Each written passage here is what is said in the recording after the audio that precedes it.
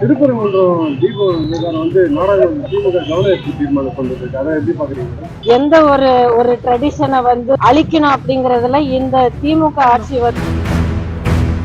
4000 கோடி செலவு பண்ணதா சொல்றாங்க. அப்போ இந்த பகுதியில இருக்கிற மக்களுக்கு தெரிஞ்ச அளவுக்கு ஏன் தண்ணில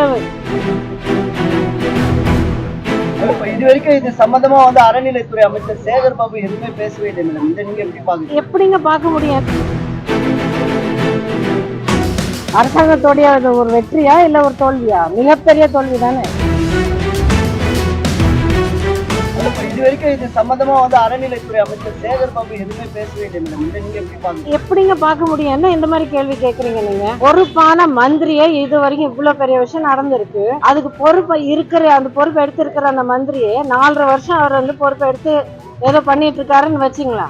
இப்ப இந்த முக்கியமான நேரத்துல அவர் வாயை திறந்து பேசலன்னா என்ன நினைக்கிறது? அப்ப எதுக்கு அவரு யாரோட உரிமையை பாதுகாக்க அந்த உரிமை அந்த பொறுப்பை எடுத்திருக்காரு? கேட்க வேண்டிய கேள்வி. இதுக்கு பதில் நமக்கு கிடைக்க வேண்டிய விஷயம். 2 நாள் சின்ன மழைக்கு எவ்வளவு பெரிய கஷ்டம் இருந்து அப்படிங்கறது எங்க காதுக்கு எல்லாரும் ஒன்னா இப்போ நின்னு எங்களால முடிஞ்ச உதவி பண்ணி 4000 கோடி செலவு பண்ணதா சொல்றாங்க. அப்போ இந்த பகுதியில இருக்கிற மக்களுக்கு தெரிஞ்ச அளவுக்கு ஏன் தண்ணில நின்று மிதந்து வாழ்ந்து தாண்டி வர தேவை இருந்தது?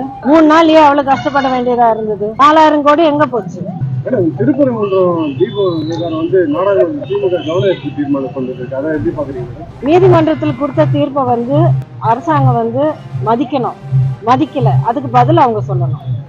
உச்ச நீதிமன்றம் போயிருக்காங்களா மேடம்? இது மேல்முறையீடு இப்போதைக்கு இப்போ தீபம் ஏற்ற வேண்டிய நேரம் இதுக்கு முன்னாடி அவங்களுக்கு நேரம் இல்லையா?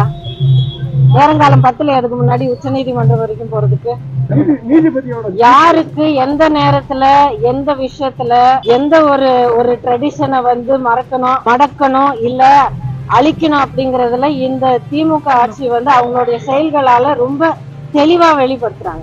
தமிழகத்துல பாத்தீங்கன்னா தொடர்ச்சியா இந்த சட்ட ஒழுங்கு பிரச்சனை ஒரு பெரும் கேள்விக்குறியா இருக்குது.